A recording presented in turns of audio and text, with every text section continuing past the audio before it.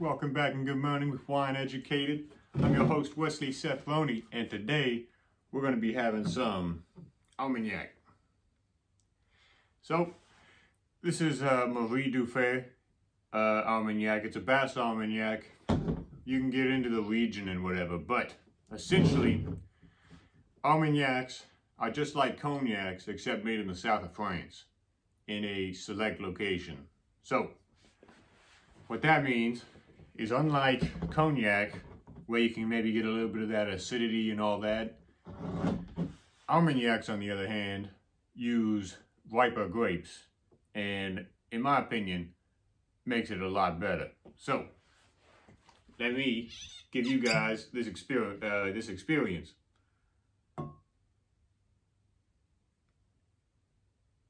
So you can go get these kind of anywhere you want.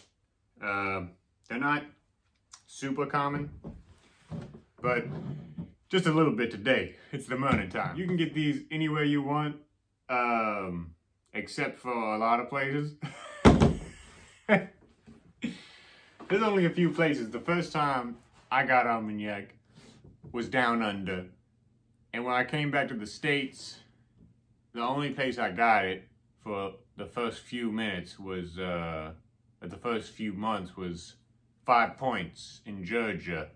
So, not that common, but if you find it, it's a wonderful drink. So, I hope you guys go give it a chance. And if you're cognac drinkers, then this might become your new favorite super quick.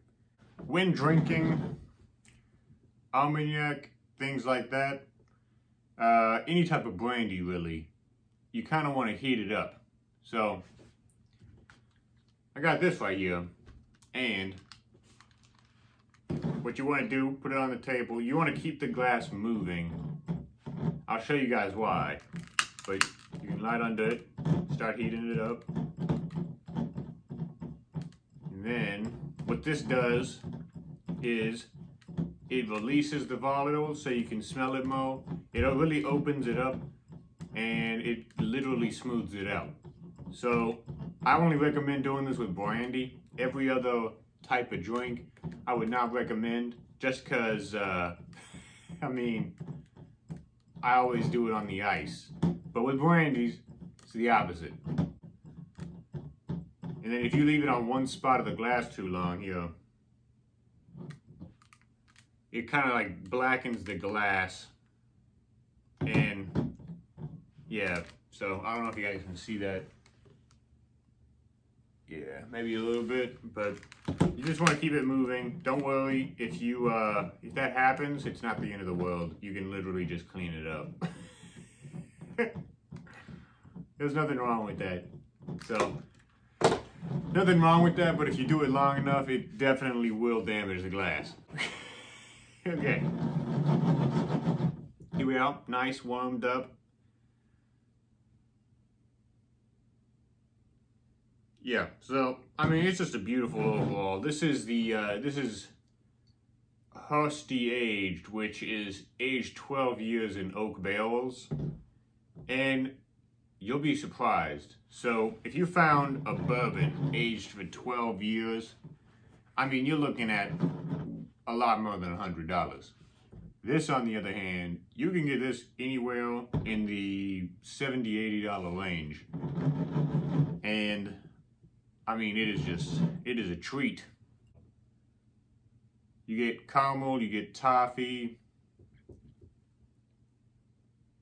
I mean, you get the fruits as well. I mean, it's a beautiful thing.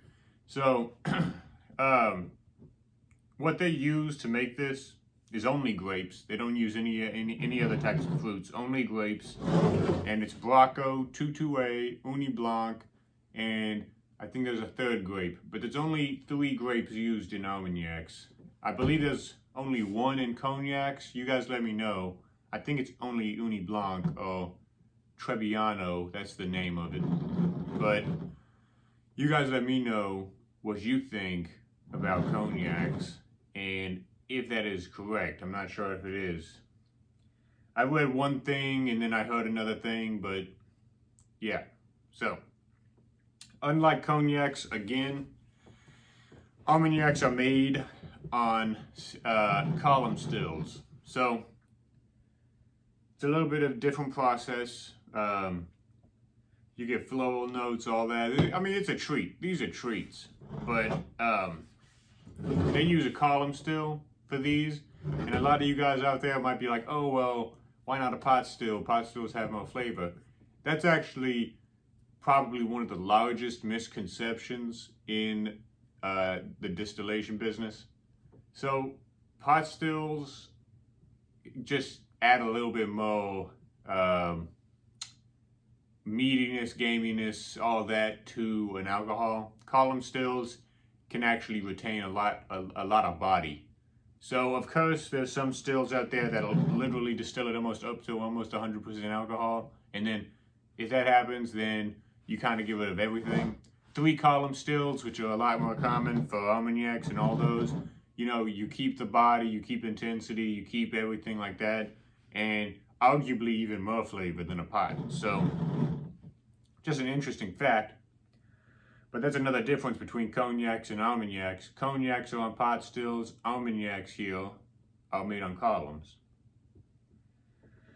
So I highly recommend going and getting cognac as well to taste next to this. If it's Hennessy, it's Hennessy. If it's not, it's not. Hennessy is kind of the staple. But let's see.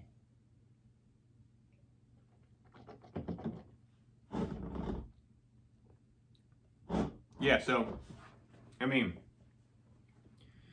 you know, even being aged 12 years in a barrel, this one's still a little bit sharper than I would like. But it's still excellent, especially for the price. I mean, if you haven't watched my my tasting of Blanton's bourbon, I'd go watch that video. But this, you can't really compare, but they are both in the same boat. They're both spirits. Like if I was reviewing 2 completely different wines, I could be like, they're both wines. But me, I'm more of a brandy guy, so.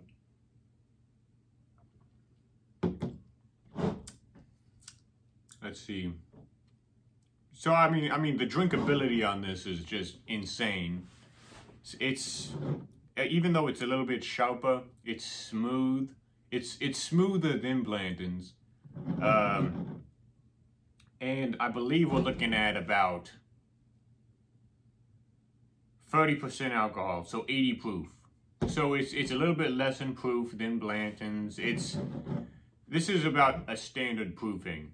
So what you'll see in a lot of Armagnacs out there is like 32, 35, you know, like all these like, you know, ranges that aren't even. And what that really is just the blender figuring out what is the proposed amount of alcohol to leave.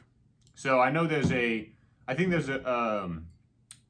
I think these guys, the Marie, they have a 32 proof and they call it the blender's preferred. I'm not sure if that's true or not. Go online, you guys can check it out with me, but I might get that one in and taste next to this one just to see what those 2 points of alcohol do. But this is also appellation controlled, so the government holds it to a standard. I'm not too familiar on cognacs. I'll try to get one in for you guys soon enough. But, I mean, overall, this is just a beautiful alcohol, and I highly recommend it. It's probably the most underrated alcohol out there today. So, go get one, try it out. Then they're inexpensive for the quality, because no one knows about them. They're almost like Amarones to Italian wines. You know, you can go out to the store, get a Barolo for like $70, $80, and come back, drink it, and be like, oh, that was so good. But you can go out and get an Amarone and have an even greater experience for about $30, $50. So this is one of those gems in the dirt.